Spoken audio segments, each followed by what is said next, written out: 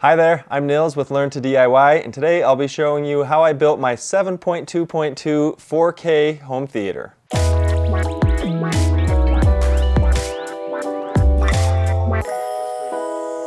Welcome to my home theater. Now when we bought this house, it had an unfinished basement, which I was pretty excited about because I enjoy finishing basements. I'm weird like that. But I saw it as a clean slate, and I knew right away one of the first things I wanted to plan for was a home theater area. Now, unlike a lot of homes, we actually didn't decide to have a dedicated home theater, but rather a shared space that would double as a home theater and as kind of a living area or a basement rec room. Now with that, there are a lot of trade-offs I had to make that I wouldn't have otherwise made if I had a dedicated room for a home theater, but I'm really happy with the results. In planning for the home theater, we had to think about things as far back as the stage of framing. So in the framing, we wanted to make sure to run enough speaker wire in all of the locations that we wanted at that time, as well as where we might want it in the future for both in-wall speakers and external speakers.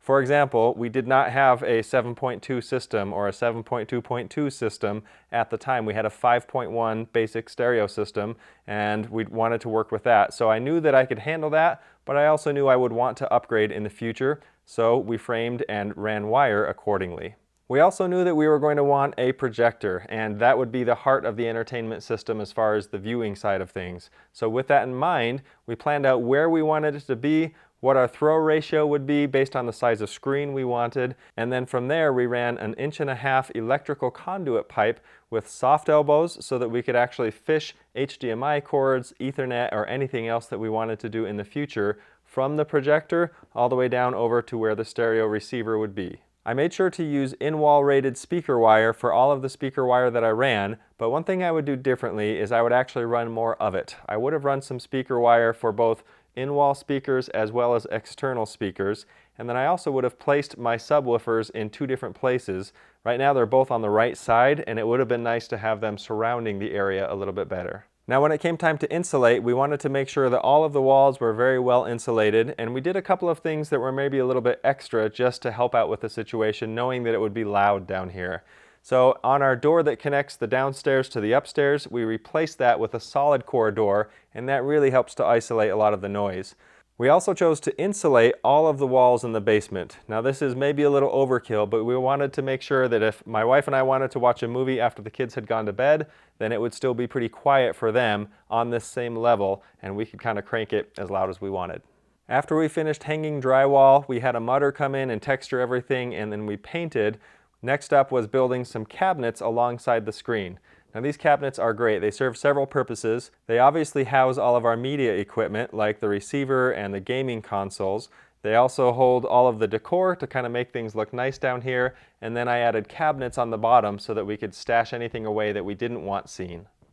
Now again, one thing that I would change if I were to go back is that shelf that holds the receiver was not deep enough. These were only about 12 inches deep, and obviously a full-size receiver isn't going to fit well on that. So for a little while it kind of hung off the front until I added a wider shelf or a deeper shelf onto that to properly hold the receiver. So when I finally finished the basement, I was super excited. We had a full home theater setup. I purchased a decent 1080p projector for around $500, and then I found my 5.1 speaker set used on the local classifieds for only $250. From there, I built my screen, and it actually only cost around $100 to put together. So with wires and cabling and everything all in, I was under $1,000 for a pretty nice home theater setup, just using the couches and furniture that we had. Now obviously over the years we have made quite a few upgrades, so let's take a look at what makes up this home theater today. Now I have to emphasize here that unlike a lot of the people that you'll see on these home theater videos, I am not a guru at this stuff. I am not an audiophile. I can't tell every little nuance of the sound and everything like that. I just want a really immersive experience. I love the surround sound. I want it high, low, and surrounding me, and I want a beautiful picture. So that's kind of what I'm aiming for. There's a lot of things that you can do to enhance this to really bring it up several notches, and I do realize that. I'm just trying to get something that I think is awesome for movies and for gaming. For our amplifier, we're using a Yamaha TSR 700. This one's capable of 7.2.2, which is what we're using. It runs in 4K, but can also be upgraded with a future update to 8K. I don't think that's something that we're going to be doing anytime soon, but nice to know that that's an option. and it has all the Dolbys: Dolby Atmos height virtualization, Dolby Vision, Cinema DSP, DTS HD, Musicast. Honestly, a bunch of stuff that I'm not sure what all that is or how it works, but I know that I wanted my 7.2.2 with Dolby Atmos and 4K. So to keep everything cool here, we're using the AC Infinity setup. I've got this thermostat set to where if it reaches 80 degrees, then it's going to kick on some fans up here, and these will blow air and circulate through for both the receiver and the Xbox here. And then I've installed another fan over here on the side that helps blow everything out, which is pretty convenient. I painted the grill white, so it kind of matches in there and looks pretty good. And then to make sure everything looks decent as far as power conditioning and works as it should, I've got the CyberPower power conditioner that everything in the whole setup is plugged into. Now for speakers, I'm using the Pinnacle Tower speakers that I mentioned earlier getting from the classifieds. Those are running as my front left and front right. I've also got a Pinnacle center channel that's a dedicated center channel that's great for vocals, voice, and other audio. And then I've got a pair of rear surrounds that are also made by Pinnacle, so that's one whole set. For Atmos, I've got some in-wall Atmos speakers that I actually got for free from a friend. He had a couple of extras. And then I've got my Bose center surrounds that I bought as part of a deal, again, on the local classifieds that was part of a Bose Acoustimass system that I purchased for about $100. As far as subwoofers, we've got a Jammo powered subwoofer. This is a 12-inch, and this is the main bass source for our system. This thing totally kicks and honestly does a great job. And then I've got a Polk Audio 10-inch powered subwoofer as an auxiliary subwoofer that sits closer to where we are in the back row of the theater. So as far as the sound system, I actually paid under $400 for all of the speakers in this room, and I paid $350 for the receiver that powers them all. So really a pretty crazy good deal for under $750, and if you're willing to look at used equipment, you can usually find some amazing purchases. Now for the projector here, I actually purchased 4 different 4K projectors, compared them side by side so that you can see them. And you can check out the video watching the comparison for each of these, and it's pretty fun to see. But what I settled on was the Epson Home Cinema 4010. This is a 4K Pro UHD projector.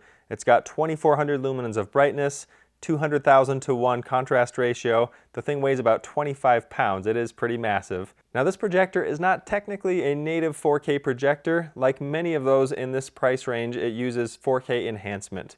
So it's got multiple LCDs and it uses a 3-chip technology to give you the impression of 4K and to match that resolution. So it looks absolutely stunning. This is not a 1080p projector. It is 4K, but it's what we call faux K. This thing absolutely produces a beautiful image that I am super impressed with, and we love it for movies and anything with 4K content. Now for the screen, we're rocking a 142-inch screen here, just shy of 12 feet. This is a home-built screen that I built using Carl's Flexi Gray as the material, and I will put links in the description for that material and everything else in this video.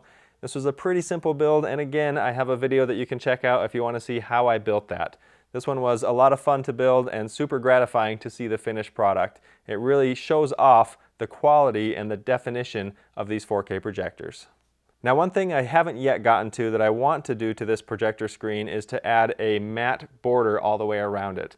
That helps with the visual contrast that we perceive by having that crisp edge on it and something to compare it to, especially when it absorbs any light and produces a perfect crisp frame around everything. Now over the last several years, we've actually had 4 different seating configurations down here. We've tried sectionals, couches, different recliners, all kinds of stuff, and never really had exactly what we wanted until now. This is the Tuscany series of home theater seating by Valencia. As you can see here, we've got seating for 6, and this allows our entire family for the first time to all be facing the screen directly right in front. Everybody gets their own luxury motorized recliner, and my favorite part is the love seat here. This allows my wife and I to actually sit together without an arm or a console between us. We can still recline while we watch the movie, and it's just a perfect seating situation for us. Now there are a bunch of reasons we decided to go with the Tuscany series for our home theater. I want to cover a few of the highlights in case you're shopping for home theater seating yourself. First off is the configurability of these chairs. You can really do anything you want. I've already mentioned the love seat, but you can also have any type of configuration that you can think of, really. You can have multiple rows, you can have a bunch of single seats together, you can have more of a couch configuration, you can move things around. Right here in our own home theater, we started out with 4 in the front and 2 in the back and decided to move to a 3 and 3 configuration, and we did that without having to buy any separate hardware. The latch system on this is really easy to use. As you can see here, you can just push things in to make them close together and lock in place, and then you can lift them out or pull the pry bars apart, and then you can move your seats that way. So they're really easy to adjust if you want to. I love that these come with LED cup holders, and the LEDs on these are pretty subtle, which is nice, so you can see where your drink is, and it honestly just looks pretty cool. You have the option to turn those LEDs on or off at the push of a button. There's also ambient base lighting that's controlled by that same button. Now the leather on these seats is top notch. This is premium Napa leather 11,000. This is the good stuff. It feels really great, it's soft, it's smooth, and it looks fantastic. I also really love the diamond stitch pattern that they've got going on. It really classes the place up, and it just looks like a really high-end piece of furniture. Everything on every seat is motorized, so you've got lumbar support, you've got headrest support, you've got reclining, and if you want to set everything back to its normal position, you just hold down one button and everything goes back to a reset position. In addition, every single seat has a huge storage compartment, and these things are massive. They're held up by a little gas spring, and you've got enough space in here to put all kinds of things. You can put your remote controls, you can put your gaming headset and controllers, you can put snacks and goodies and whatever you want. They are totally massive. Now, full disclosure, I have to thank Valencia for sending us all of these chairs. They are the sponsor for today's video, and I'm thrilled that they were able to send these to us. We were able to pick out what we wanted and get the configuration just like we had hoped, and this is such a cool upgrade for our home theater. Now, if you want to learn more about these chairs, I've got links in the description below where you can set it up. They actually have a 3D customizer that you can use on their website. It's really slick, and you'll definitely want to check that out. Now, in order for all of us to be able to see clearly and for the back row to see over the front row, I went ahead and built this riser, and it was actually a fairly simple build. I've got a video coming out very shortly, so if you're subscribed, you'll get a notification for that pretty quickly, and as soon as that's out, I'll put a card right up here. But basically, it's a 10-inch carpeted riser. It's meant to match the flooring as closely as possible, and this one actually has got full insulation inside, so there's no acoustic chamber effect going on, and I built it with its own outlet so that we can plug in the motorized seats to it as well. Now, of course, there's always room for improvement, and there's a few things on my bucket list for this home theater that I really want to take care of at some point in the not too distant future. First, I want a better way to control the lights from the natural lights of the window. So I've got 3 windows in here. They produce tons of brightness, and right now they're completely blocked off. Now, if you want ultimate contrast in a projector area, then you really need to black out those windows. And when I say that, I mean black them out. You cannot just do part of the way or do blinds or do some good curtains. Even blackout curtains don't do the job. They will leak light, and that light shows up on the screen. Here's what the window looks like completely open with no coverings of any sort. Here's what it looks like with 2-inch wood blinds on it. Here it is with the blackout curtains covering up as much as they can. This is what it looks like when we put the blackout fabric on it, and this is the blackout fabric plus the blackout blinds. I mean, it is pitch black in this place. So if I wanted to look out the window, I'd have to actually unpeel all of the blackout fabric that I've got on them, and then I'd have to put it back up manually. It'd be an ordeal. So I'd love to come up with some sort of a DIY way that's inexpensive that I could actually control the light completely and block it out 100%. And then open it up when I want to. So if you know of a great product or a great video showing how to do that for very little money, and that was kind of one of the keys that I'm after, be sure to leave that in the comments below. Second, I want a better way to control my audio-video system. I've got 4 remotes that I'm usually using. I've got the receiver, I've got the projector, I've got Fire Stick, Apple TV, and sometimes others as well. So too much stuff. I might look into the Logitech Harmony system. I know a lot of people love that. So what do you recommend? Is there a great system that I should be checking out as far as controlling all this, especially if it can be smart and voice controlled as well? And then lastly, I already mentioned, but I'd like to put a border around the screen so that I have that nice matte black border going 360 all the way around. Now, if you want to check out the process that I used to build this entire basement from scratch, which I thought, again, was a lot of fun because I like doing that kind of stuff, I've made a video showing the entire process, which you can check out right here. I'm Nils with Learn to DIY. Thanks for watching, and we'll see you next time.